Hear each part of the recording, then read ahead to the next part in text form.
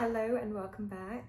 I have officially set up my sewing studio in my Paris apartment and I'm so excited.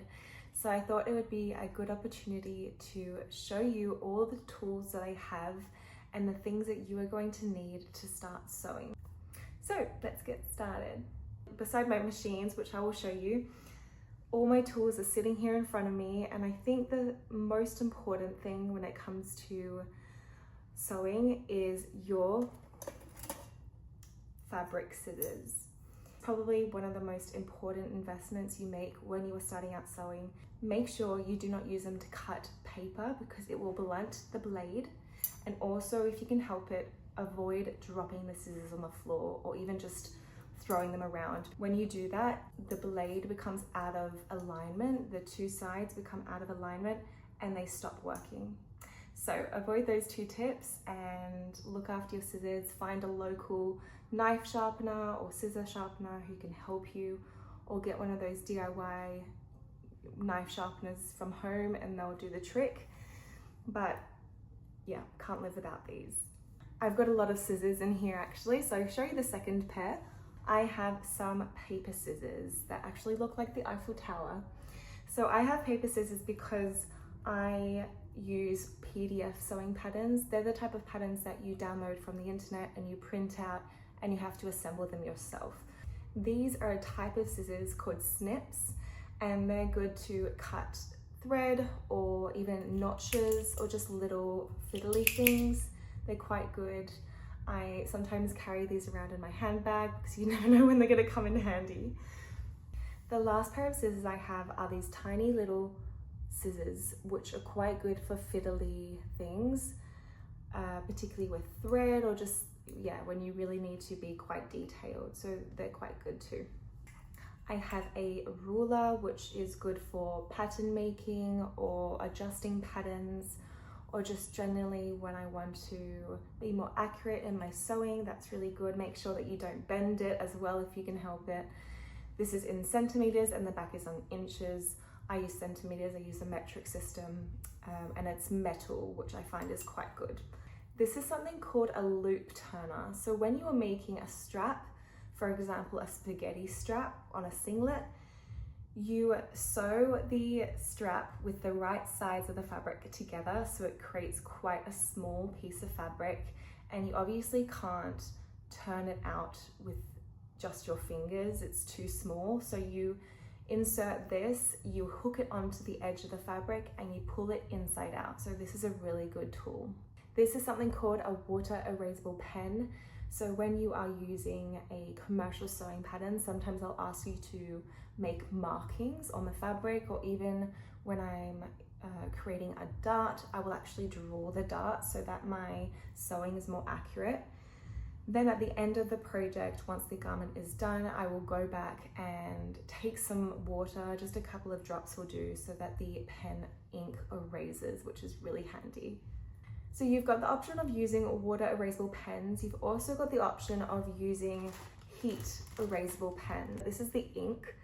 So you've got white, black, red, and blue, depending on the fabric I'm using. I would use a contrasting color. In order to erase them, you just use the iron and it completely disappears. It's fantastic. There's also a special type of pen that people use to write with, but it does the exact same job. So you can get that from any office store as well. So that works really great. I personally prefer the water erasable pen so far. It's just been really good because I find that the heat erasable pens, sometimes ink takes a while to come out onto the fabric. This isn't a normal biro pen, this is more of a texter. So each to their own, you can decide what you prefer. Then I have some post-it notes and a pen and pencil. So I'd use the pen and pencil for when I'm cutting out, when I'm marking patterns. Maybe in the future I want to make an alteration to a pattern that I want to remember, so I might make that marking. But when I'm sewing and maybe I am taking a pause and I want to come back to the project another day, I will usually write a note to myself and I will pin the post-it note to the garment so that I can see what steps, what adjustments need to be made. And then I also have a lovely tape measure. This has also got centimeters and inches, and it's good because I'm not constantly rolling it up. Some people do like to wear their tape measure like this, but this one it's not really possible. I like it because it's quite tidy. Okay, now on to pins. So I use these normal ballpoint pins, which are quite inexpensive.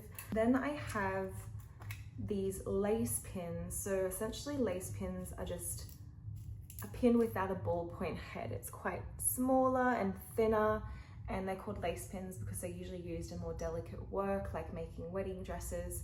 I just saw this box in a thrift store and I thought I'd just take it. And then I have these clips, which I really like to use. I particularly like to use these with thick fabric, or when I'm stitching fabrics that a normal pin won't go through. This is quite good.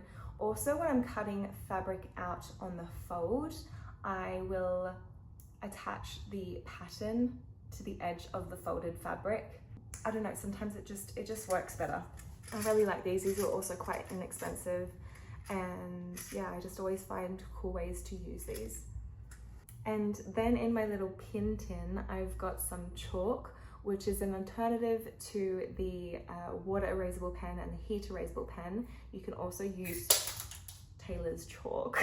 It's probably broken now. Yeah, this piece is definitely broken, so don't drop it if you can help it. Sometimes you do like to break it up because you like the sharp edge. And chalk also comes in several different colors, not just white, which is good because if you're working with white fabric, you're not gonna see it. So there are options. Just don't drop your chalk. And then I have my hand sewing kit, which is so cute. I actually used to work in a fabric store back in 2018, and that was before I even started sewing as a hobby, which was a bit of shame because I would have loved working in a fabric store now. But anyway, my manager made me this kit and it's so cute. I still have it. I've got all the brooches that I've collected from each trip to Paris, and some hand sewing needles, more thread, some thimbles, which I never use. Last year at fashion school, we were encouraged to create our own swing tags and fabric labels to kind of make our collection look a bit more professional. And I'm really glad I did, because now I have these really cute labels with my name on it, and I like to add them to my projects, and it just feels like a really nice touch. So I've got those.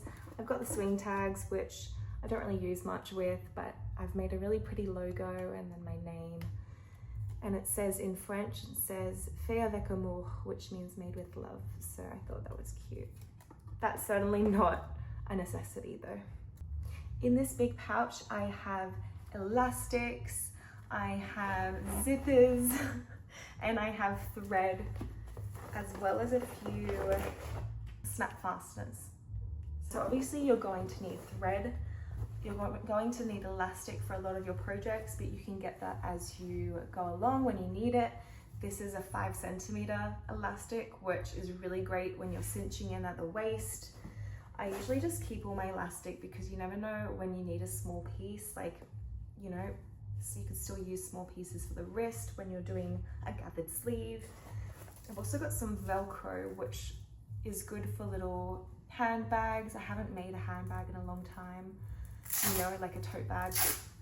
And zippers are one of those things that you will need for a lot of projects, but you're better off buying it when you know that you need it, because with each project you'll need a different length of zipper or a different type of zipper. There's all different types. So you're better off buying those things when you actually need them. Elastic thread is great when you are shearing fabric. I'll show you a project that I made with some elastic thread. So when you use elastic thread in your bobbin, not the top thread you keep as normal, you create this really cool gathered effect that has become quite popular these past few years, and it's really comfortable to wear. So that's a really cool technique you can use as a beginner. Here I have my bobbins, which I insert into the machine. and I have different colors depending on the thread that I'm using for that project. And I have some empty bobbins which I can wind up with the thread color of my choice. This is an example of a commercial sewing pattern. Burda is quite a good brand, and this is an easy project I'm actually working on at the moment. I'm making this dress but without these little ties. I really like commercial sewing patterns because they are ready-made. There's not much assembling needed, and all you need to do is choose your size and cut it out, place it on the fabric and pin. Really that straightforward. They're just a little bit more expensive than PDF sewing patterns, which I'll now talk about. I've got some tape because, as I mentioned, I sometimes like to use PDF sewing patterns to print out, but it means that you need to assemble them yourself if it's in an A4 format, which is often the case. I'll show you. So I've got this sewing pattern for a little girl. So I downloaded it from this sewing store. I printed out all the instructions, and I also printed out the sewing pattern. Essentially, I need to sticky tape these all together and then cut out the sizes. It's just a lot more involved, but I think it's worth it. So that's why I need sticky tape. Last thing, I have something called a spool for my overlocker. It's essentially just a lot of thread on one big roll. So that is it. I hope you enjoyed this video. Please let me know if you have any questions. A lot of these tools, I think, apart from the fabric scissors, are quite inexpensive. You can find a lot of these online from Amazon or eBay or Temu, and you can have a lot of fun with them. I think part about the joy of sewing is all the little crafty tools and the fabric and the sewing patterns and everything that's involved in it. It's not just the mere act of making something, it's about the whole craft. So with that, I wish you very happy sewing and see you soon. See you soon. My sturdy sewing machine and my overlocker. These are the spools that I mentioned. The machine actually already came with these threads and it was already threaded, so I just thought I'll just leave it until I run out and then I'll switch them out. I've got my gorgeous pile of fabric which I'm going to use. Thanks for watching.